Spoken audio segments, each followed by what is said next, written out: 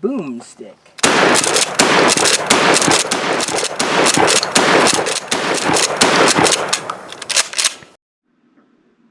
Hi, Misha here, and a couple of people, okay, one person really, has been insistent on revisiting the Benelli M4 tactical shotgun, aka the M1014 in the U.S. military, also known as the Joint Services Combat Shotgun, the JSCS.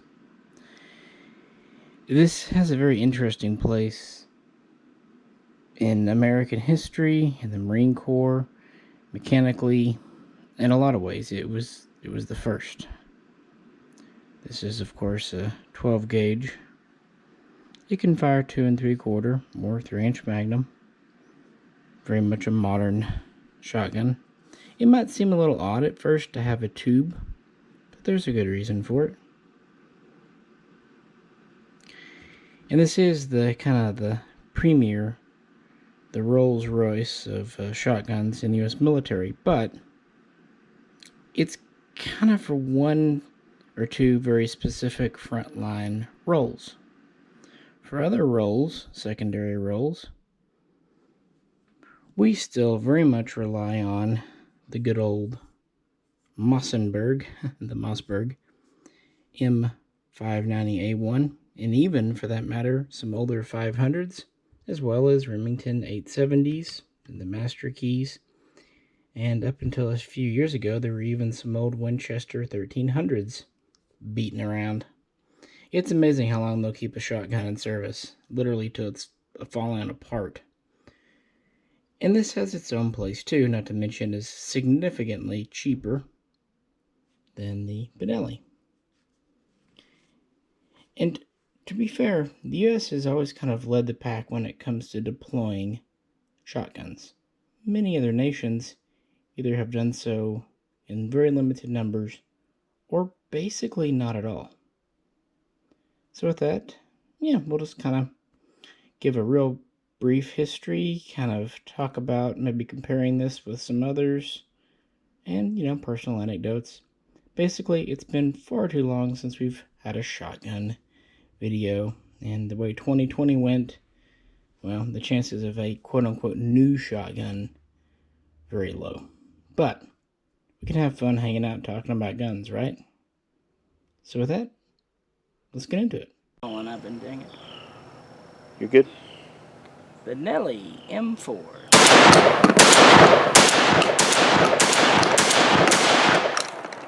Held open. A little different than those pistols. Yeah. Well, talk about a change of tone from modern polymer and anodizing to old-fashioned park and wood.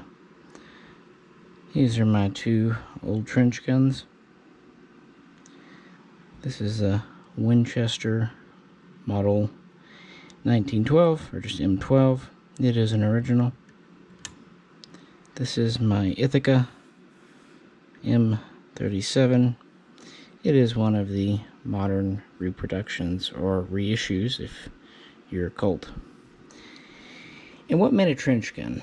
Well, the U.S. military used shotguns pretty much from the beginning. War of 1812, Civil War. It wasn't until the Philippines in the late 19th century they started to have somewhat custom designed guns for the purpose. Otherwise, they were just hunting guns.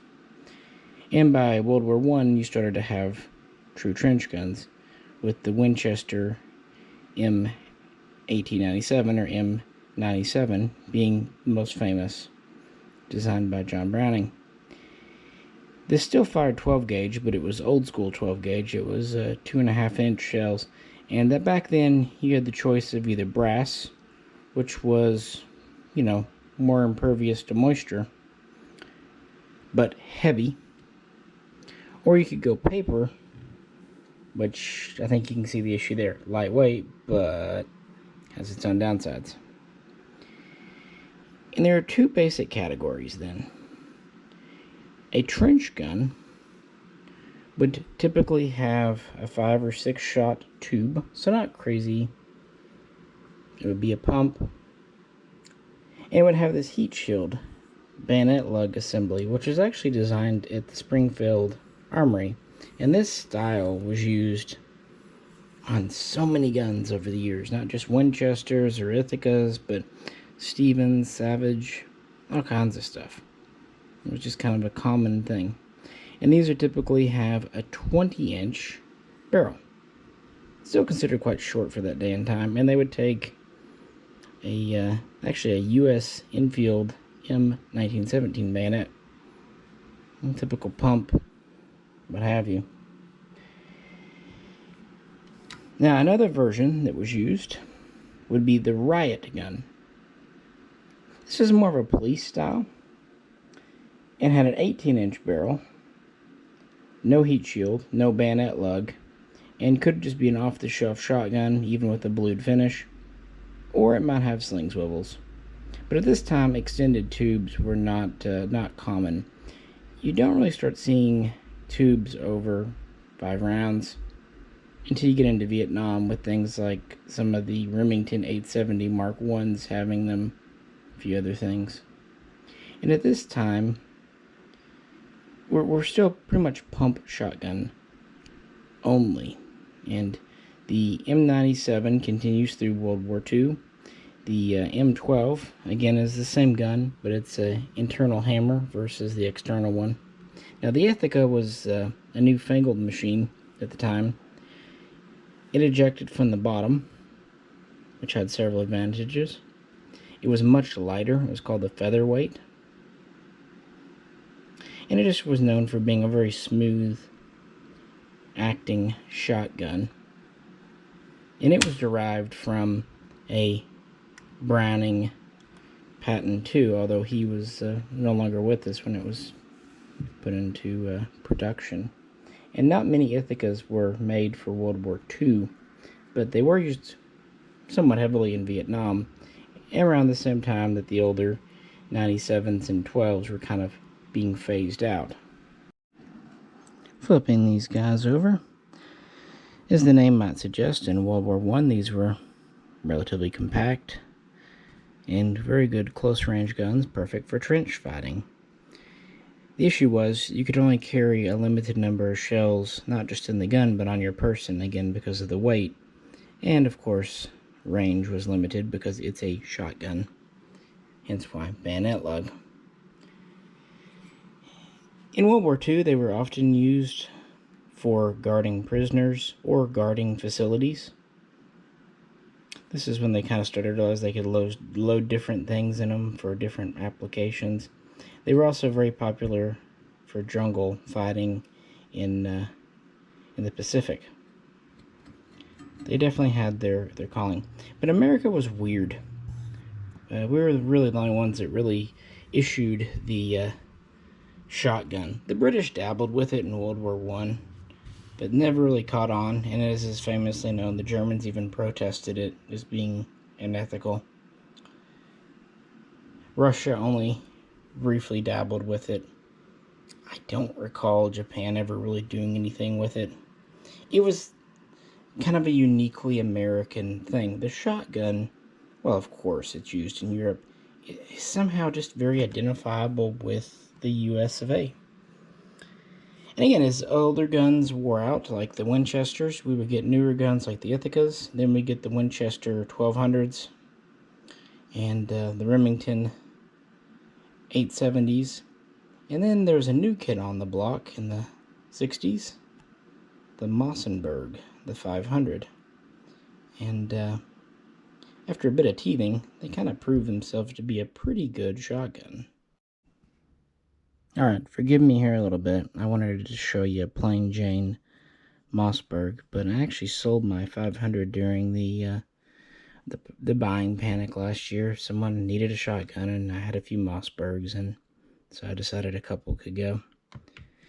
But I kept one of these little shockwaves. Anyway, I just wanted to show because it has the bead sight. And what you'll notice on this Ithaca, same with that Winchester, only one action bar on here. Made them very smooth, but obviously it's asymmetric. new technologies coming online, like the Ithaca, the Mossberg was designed to be lightweight with an alloy receiver. Of course, the bolt would lock into a steel extension on the barrel. Originally, these would have wood furniture and be blued at standard weight barrel, and they typically just had a 5+1 capacity. And this is again the Shockwave, so it's a 14-inch barrel. But at this time, you'd find them mostly with 18 or 20. And they had the 2 action bars. Now the first Mossbergs didn't, but very soon they would go to the 2 action bars in the design. They also have 2 extractors, and they have a tang mounted safety, which was effectively ambidextrous. And even the shell lifter or latch release was kind of ambidextrous friendly. So after Vietnam, the 2 guns that were getting the most acclaim in the U.S. military were actually the Mossberg and the Remington. The old Winchester 1200, well, that was cheaper and lighter weight. It had a few weak points. I don't know. Again, some of them soldiered on through Gulf War, but the old wood days were starting to kind of fade out by the 1980s. But up to this point, the military is pretty much just taking off-the-shelf shotguns. I mean, even this Ithaca, just a basic featherlight. They didn't put the field and game on the side, and they gave it a phosphate finish instead of blued, and they gave it a simple wood stock, simple butt plate, and they put this heat shield on. But really, under that, other simplifications, it's a basic shotgun. But starting in the 80s, now the military is starting to have requirements and wanting a gun made to their specific needs. While for the civilian, the commercial market, Mossberg would make some economies, like going to plastic, safety, and trigger guard. For their military guns, they pretty much always stuck with metal. They often just called these the 500 mil or the 500M. And then they came out with the 590, which they hoped would kind of meet the needs of the military. And the major deal with the 590 was an easier to disassemble cap here, easier cleaning, easier disassembly, just more military style. That's one thing I'll say about the Ithaca. I love it, but taking one of these apart completely, it's a time-consuming process, at least compared to what would come later. And originally, we would still have just bead sight. We would throw on a heat shield, but heat shields kind of become less important. In fact, you rarely see them at all on Remingtons. Bayonet lugs, sometimes yes, sometimes no. Again, there was always the whole riot gun notion too. And so we'll see 18-inch guns, 20-inch guns. And this is when you do start to see the longer tubes. First with Remingtons and then Mossbergs. And the way the Mossberg is designed, it can really hold some rounds. With a 20-inch barrel like this, you can get 9 in here. Even with the little 14-inch barrel like this, you can get as many as 6 with one in there. Of course, different shells, different lengths. But anyway, so they make the 590, but there's still a few more things the military wants. That's where we really get the A1. The biggest difference when the military is concerned with the A1 is we have a thicker, heavier, more durable barrel. And the apocryphal story is this was done for the Navy. They were worried about the barrels getting caught in doors and hatches. On a ship, hatch can kind of swing with a lot of force. They didn't want a shotgun barrel to get dented, bent, or otherwise. And of course, for the civilian market, A1 also means you get the metal pieces, whereas the 590 and the 500, they went to polymer. But in the military, again, it was, I want to say always, it wasn't always metal, but yeah, you know what I mean. There was always a 500M. I don't want to say never, because someone will say, well, yeah, I was in a guard post and it was just a bog standard 500 with a plastic trigger guard. Yeah, I know these things happened, but And you started to see a phosphate finish, replacing blue, or in the case of this alloy receiver, an anodized finish. And this was when you start to see kind of a specific shotgun for the military, and that was the M590A1, a fact that Mossberg was very proud of and would take any opportunity to tell everyone, hey, ours met and exceeded mil-spec requirements. 590A1.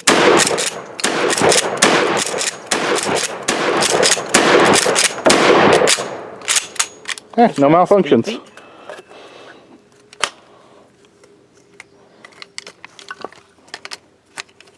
What am I doing? Pull all the way forward. I think you need a slightly longer length of pull. I know. I don't know why all shotguns tend to have these just huge lengths of pull. This is really the only one that'll be marked on the side. M590A1 big letters. Originally they were ordered, at least in this configuration, with a 20-inch barrel and an extended tube, heat shield, bayonet lug, and bead sight, and pretty straightforward stocks. Later they would get fancier, namely going to ghost ring sights. It was felt these were easier to get a quick, more accurate target acquisition with. That's what they say. I know some people disagree. They like beads more, and I'm not arguing that. I mean, I can't argue that, so yeah. This has, you know, the single piece tube. And this is the speed feed stock, which are in some military guns. Another stock that's often in a kit is the collapsing stock with a pistol grip. And typically I'm kind of a keep it simple, stupid person. But remember Max's website, or Russian Firearms RU, Modern Firearms RU? Well, over 20 years ago, he had a 590A1 set up like this, a picture of it on there. And back then, you really couldn't buy 590A1, certainly not with heat shields. So I just always wanted one in this exact configuration, including the strap on the pump. I also found these straps to actually be very comfortable and useful. And this is an OEM installed part, so as is this heat shield. Very hard to get these, though. Anyway, that was their kind of deluxe pump shotgun that all branches used. Army, Navy, Marines, Air Force, Coast Guard. And they were used for everything, guarding prisoners, guarding installations, frontline combat, door breaching. And that was the 90s. Well, towards the mid-90s, some in the Army and Marines had a notion, let's go to a semi-auto shotgun. And the first kind of specifications were laid out in early 1998 by the Army Research Testing, basically Picatinny Arsenal. But the Marines were highly influential, kind of helping them set things. And one of the main companies that submitted a few test prototypes, I think they submitted 5, was Benelli. They wanted a self-regulating gun that didn't require a lot of cleaning. They could run different types of ammunition without adjustment. They could be run as a pump with less lethal rounds. And of course just be marine tough. It also needed to be able to accommodate lasers, sights if needed, modern devices. And this is kind of when they really solidified wanting to go to ghost ring sights, pistol grip, kind of that modern look. Now, Benelli became famous for its Super 90, the M1, and then the M3, which was the convertible one. Later, the M1 would be replaced by the M2, just an upgraded one. But these were inertia-driven guns. They didn't have a gas system. And early on, they were represented by HK in America. But HK started going through some hard times. But still in the late 90s, they were bringing over the Benellis. But this wouldn't last for too much longer. They would go up against, honestly, not that many competitors. I think there's only 2 or 3 others that met the basic requirements to be in the trials, and I don't remember who they were. Benelli designed the M4, as they called it, for this competition. I mean, they based it on their existing stuff. That's why they had prototypes ready still in 1998 and ready for testing. And it wasn't long. Already by early 99, it was declared the winner and designated as XM1014. But it wasn't over yet. This is now when it's going to go into the field testing, advanced trials, and testing phase. And so they started giving them to the Marines to see how well they could break them. And believe it or not, aside from a few early changes, they liked him. So it was officially adopted into full service, field use, around November of 2001. Now keep in mind, this is only 2 months after 9/11, so military projects that previously didn't have a whole lot of urgency started to kind of need attention. So what is our gun here? You know the Benelli M4, but I'm going to talk about it anyway, because why not? So a pump action, a slide action, you know the deal. Rack it, put one in the chamber. You can change out the stocks, you know, do whatever, customize. Very good, very basic, can fire any kind of 12 gauge round. Really what helped 12 gauge too was when the plastic shells came around, kind of the best of both worlds between metal and paper. Now this was the U.S. military's first semi-automatic shotgun, called the Joint Services Combat Shotgun, although truthfully, mostly the Marines. Now, some might say, well, what about the Remington Model 11? What about the Savage 720? Yes, they were U.S. property marked. That's a story for another day. This was the first one that was truly frontline issue adopted for that. And this was Benelli's first gas-driven gun, using the Argo system. It was a self-regulating, and really, they claimed self-cleaning gas system. The bolt head actually looks very similar to their inertia-driven rotating bolt head, but they have 2 stainless steel pistons that strike it using gas pressure from blood off from the barrel. The bore is chrome lined. Many of the internal components are chrome lined for easy cleaning. There's even carbon scrapers. The metal is phosphated, parkerized basically, with the steel, I should say. The other metal is anodized like an AR-15 M4. It's basically designed to be simple. This gas system is very simple, very big, easy to manipulate parts. This can easily be stripped in the field, even more so than the Mossberg. And the Mossberg is not bad to take apart, but I can take a Benelli apart and put it back together a lot faster. Standard barrel length was 18.5 inches. Now, civilian ones, and police ones for that matter, have removable chokes, because, you know, being able to change your chokes just makes sense. But the military wanted a fixed choke, a fixed bore, because they have pretty much one purpose in mind. So that's one difference. Otherwise, the barrel diameter is the same, relatively heavy profile. There are a few different tube styles. There is a single piece tube. This is a 2-piece. I do like the 2-piece because it means you can put a 14-inch barrel on it. If you go to a single piece, you're stuck with an 18.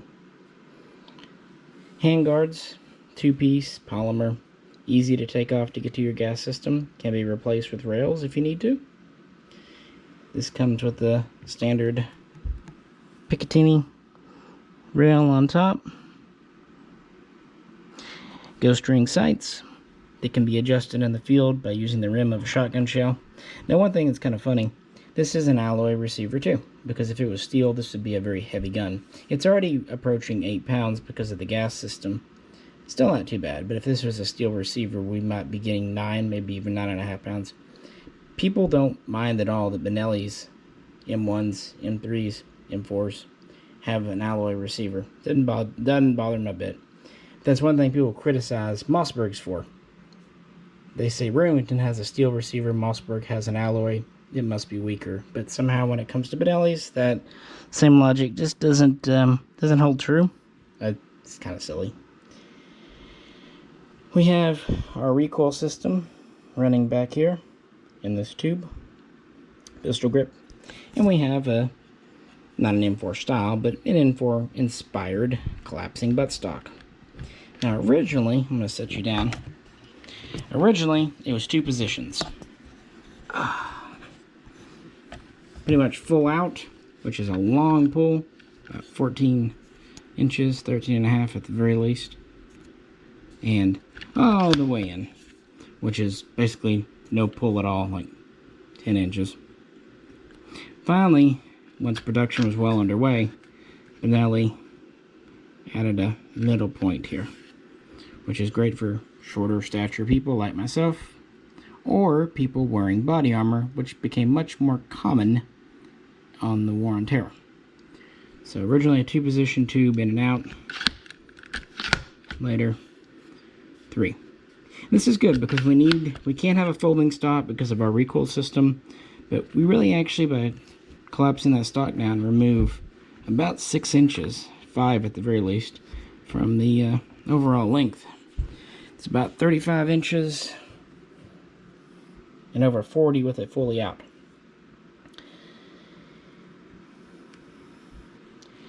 Again, we have a 7+1 tube, so slightly lower capacity than the Mossberg. At least the Mossberg with the 20-inch barrel. This is an 18 though, so yeah.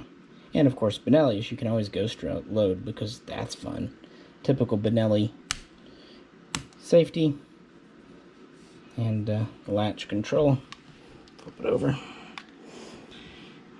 That's what's kind of nice. They use the same basic control layout as the M1, which is a proven system, the Super 90 M1. I mean, it's a great gun. Just changing it a bit. By the way, this handle might look a little weird, but it actually doubles as part of your disassembly tool too, and to take it out, you just, rotate it like that.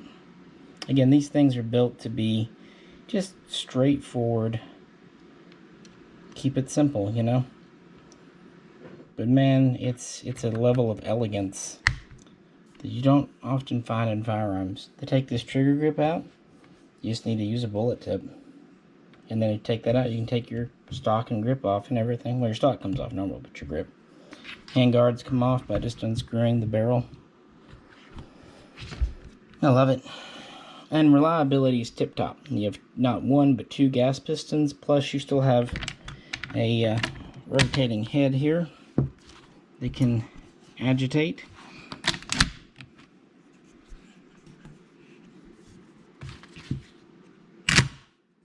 Very smooth system. Good trigger for a combat gun. Nothing to write home about, but it's good. And so yeah, these were in service with the Marines by the beginning of 2002. And the initial order for the military was 20,000 pieces. And that would kind of be spread out, but again, mostly going to the Marines. And that had a lot to do with the use, the purpose of the M1014. The original name of XM1014 would be dropped by 2001. Benelli M4. The biggest problem with me shooting this is just trying to figure out how to chamber it for the first time. Every time. I always have to think about it.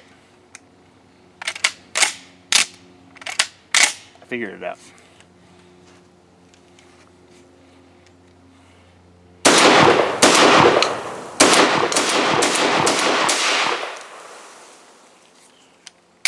Clear. Benelli M4, one more time.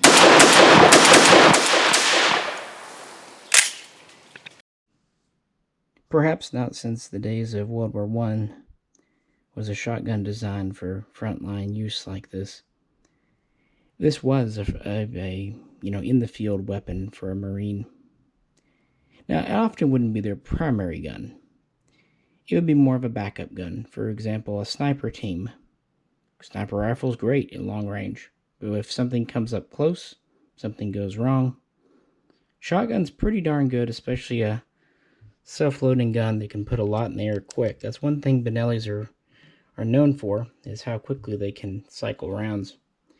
It's also very smooth shooting, so staying on target's quite easy with this. So it is a backup gun in the field.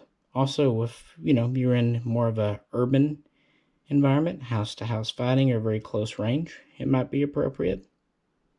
Or if you're in like a cave or, again, jungle. You basically, whenever things are up close and personal, it has its purpose. And it will cycle a wide range of different 12 gauge. But because it is a semi-automatic, it can't cycle the less lethal stuff, and some people report theirs don't like birdshot and things, but military's not issuing that. They're doing a double-aught buck. But it is a frontline combat gun. That is what it is designed to do, and it does it very well. But there are other jobs, meaning Remington 870s and Mossberg 500s and 590A1s are still needed. Probably the biggest one that comes to mind is door breaching, blowing off locks, blowing off hinges, opening up crates, things like that. A pump shotgun is just better for most of those types of things. It's also potentially better, maybe just simpler, easier to use for guarding prisoners, or again, just having in the corner of a guard shack. That kind of thing. So there's very much a role for a pump shotgun even today, even with the fancy Benelli. Plus, of course, this costs the military far less. And the M4, the M1014, is exceedingly reliable for a semi-automatic shotgun. But it's hard to beat a pump for total reliability and abuse. A pump can go a long time without cleaning. It's just like comparing a self-loading or automatic rifle to a bolt action. The bolt action is just going to be more reliable. That doesn't mean you can never clean the bolt action and that you can just abuse it forever, but it will take more if it's well built. And these Mossbergs, just as our 870s, are well built. So that's why the military is very well served with these guns. Into the 21st century, HK is no longer representing Benelli. In fact, Benelli is now a subsidiary of Beretta. And so Beretta is handling contracts, and they would continue to have small orders, more in the hundreds, or maybe a couple of thousand, 1014s throughout Afghanistan and Iraq, up through 2007, 2008, 2010. And they did very well, so much so that the British were impressed, and the British have bought some. The British SAS have quite the affinity for this gun, as do some in the Israeli Self-Defense Force, the IDF, and in total, about 20 militaries or government agencies have bought some numbers of the Benelli M4, as it's known commercially. The 1014 designation is just for the U.S. military. By the way, originally, the guns wouldn't be marked 1014, they'd just M4. Later, they'd start row marking them custom. But it's not something people are going out and buying 50 or 100,000 of. It's more like, we need 500, maybe 1,000. Heck, maybe 100. It's a very specialized gun, but it does its one specialty role very well. And it's pretty much king of the combat shotguns. And I know what you're thinking. Yeah, it's still king. Some are thinking, what about mag-fed shotguns? And probably the best known, and probably the best, is Russia's Vepr-12, made by Molot. And this is indeed a very, very well done shotgun. Heavy-duty receiver, chrome-lined barrel, AK operating system, modified. And it is magazine-fed, even last round hold open and drop-free.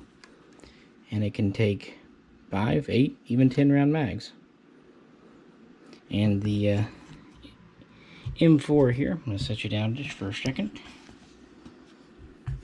Yeah, you can collapse the stock in, or take it off accidentally. But with the Vepr, you can just fold the stock, meaning it is a more compact package. So why is the Vepr not better? Keeping in mind this one has a slightly extended barrel for the American market too. The factory barrel is about 16 3/4 inch. Well, this is an ad hoc system, and it is more ammo sensitive. I've essentially never had the M4 jam that wasn't maybe directly caused by a bad shell. I've had this gun a long time, so yeah, it happens. But the Vepr, while it is reliable when it runs, you do have to find the ammo it likes and make sure you have a good purchase on your shoulder. It's just more sensitive. Now, if you're in the military or police and you're shooting high brass, high load stuff, it'll do great. And while magazines, detaching mags are great, they do take up a lot of space on the body. They are heavy. They're relatively slow to reload in the field. And you can have bad mags. You can also fumble the insertion. A tube on a gun, guys who get proficient with loading tubes are amazingly fast. It's there, it's always in the same place, it's not going to go bad, you're not going to drop it. And again, this is still holding 7+1. This typically holds 8, so the same basic capacity. The 10 rounds aren't really used by the Russian military or police. The only real difference is, okay, push a button, put a new mag in. So if you get quick at mag changes, but I don't know, some of the guys can reload the tubes quickly, and probably more importantly, you can top off a tube. Fire 2 rounds, stop, put 2 in the tube. Fire 2 rounds, stop, put 2 in the tube. With the magazine, it's kind of an all or nothing proposition. Plus the Vepr is heavier. This is under 8 pounds. This is verging over 9 pounds, getting close to 10. Again, I really love the Vepr, but I don't really see it as serious competition to the Benelli M4. One's a true combat-proven shotgun. One's just awesome AK goodness. Vepr-12. She had a stovepipe. Huh. Okay. That is value pack ammo. It is, yes. You're good. There we go. Alright. Vepr-12. Stovepipe. Yeah. You don't like this ammo sometimes. Well. You're good. Stovepipe. Interesting. Yeah. Go ahead. What's going on there? I don't know. Weird.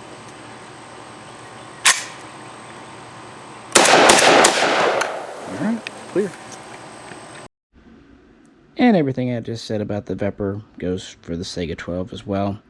Only real difference, Saga-12 is lighter. It's more in the range of like the M4. But I think most would agree the Vepr is more durable and, generally speaking, more reliable. That's always been my experience. But I'm not trash talking Saga and Vepr owners because that's what I own too. In fact, I only own 3 semi-auto shotguns.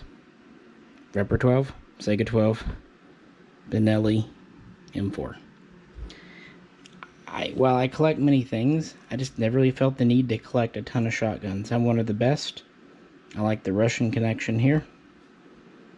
And it's kind of what I got. And this is just the best. I had a M1 and M2 before last year. But with the craziness and with people really wanting Benellis, I thought, well, the M4 is really my favorite. Hands down, that's the one I shoot. M2s, M1s, they're very, very nice. M3s are nice. But, yeah, this is the ticket. And as I've told you, this gun, the model in general, and this gun in particular, are very special to me. So it'll be one I will never get rid of. And that's really why I never get tired of doing Benelli videos. Saga-12. Stovepipe. Nope. Now, get out of my gun. There you go. You're good. Stovepipe. What kind of ammo is this? Federal. Value packs. Don't have enough energy to cycle. No biggie. Yep. Saga-12. Nope. Stovepipe. What is it for? Good old value packs. Good. It's just a fan of double shots. That's what it is. Got some out. And with that, new subscribers, gather around for my story. Old subscribers, you can tell it with me or you can leave. But I gotta tell my M4 story. First time I saw one of these was at a gun shop not far from my house. And that had to have been right when the civilian XM 1014 model was released, 2003. Again, this was only selected in 99 and put into the field in full service in 2001. And to kind of commemorate this, Benelli released a civilian legal version. Now this was during the assault weapons ban. And it did look like this. It had a tube, but it was a dummy tube. It was crimped, so you couldn't load more than 5 shells.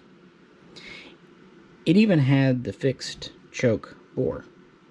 No screw in. Otherwise the same. It even had this style of stock, except you couldn't collapse it. All you could do was push the button and do this. You could pull the stock off. Remember the guy in the store, I asked him, because I felt the button move, and I said, well, what's that for? And he just did this. It's like, well, you can adjust it. That was about it. Because this tube wasn't notched to take it, you know, forward and lock it in, and all that stuff. Of course, you could get to the takedown position, which is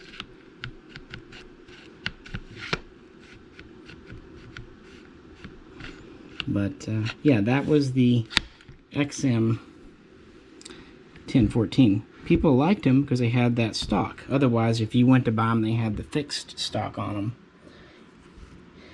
But they also had something else I hated. They had this giant-ass American flag etched into the side. And that would be one thing if it said U.S. property, kind of like the Colt 6920s. No. This is just something, just a gaudy old flag. And this is me, being blind, and it was gaudy, because you had to feel it. And they were expensive then. Even in 2003, the neutered version was, oh, good grief, 12, 13. I remember I had a choice. I could buy it, because I had the money. Or I could buy an M1 Tactical with the extended tube, so actual, real tube, and a Glock 34. I don't have the M1 anymore. Still have the 34. And I don't even regret it now. I mean, 2 guns for one, and 2 good quality guns. And I still came home with the Benelli. Just was an M1, not an M4. But I'm actually glad I waited. And every year or two, I'd call the gun shop, probably really annoyed the crap out of them, and would price one of these guns. Every year. Yeah, here it is. My first Glock I ever bought brand new. Anyway, so even though I did kind of call them and bug them about M4s, I still did business with them. They put up with it. I was young. I remember I got back from Russia, 05, and the assault weapons ban was over, and I thought, okay, great, Benelli's going to do an M4. They're going to do it with the stock and the thing, because there was no good reason not to at this point. And they didn't. And I was broke. I had no money. This is probably the brokest I was in my life, like 04, excuse me, 05, 06, 07. But they had one come in with the fixed stock, and I realized you could get the stock kits, and they finally started shipping them with the receiver extensions, the buffer tubes that had the cuts, including the third position, which was great for short people. And you could get the thing here, and I pretty much figured out what I had to do. Just, you know, get a gun, get a stock, get an extension, do that. I so much wanted to, but it just wasn't in the cards. Went back to Russia. Came back here, got married in 09. And finally, I think it might have been 2010. Might have been 2011. I'll go back and look at my notes. I think it was 2011 though. It was a Labor Day sale. And Benelli was doing a $200 cash rebate if you bought a gun. And I found an M4 for like 1,100 something dealer. And I thought, this is it. I've waited 8 years. It's not going to get any better than this. I'm going to have to buy the parts. I know that. They weren't cheap. But thanks to that rebate, I could pretty much buy the parts and not really be out more than 50, 100 bucks. And I did it. Got everything in. Didn't know the first damn thing about putting a stock on an M4. And it went on with absolutely no trouble whatsoever. I've had it since then, 10 years. Love it to pieces. Sometimes you wait, get something and it's not what you hoped. But sometimes it's everything and more. And that's what this is. Reliable, fun, still looks awesome to me to this day. A lot of great memories on this shotgun. And a lot more to come, I hope. And with that, folks, I think I'm done. Appreciate you hanging out with me and talking U.S. shotguns. As always, if you could, like, share, and subscribe. And if you'd like to help support, please check out the link to the Patreon page. This is Misha, and I'll catch you very soon. Shot time.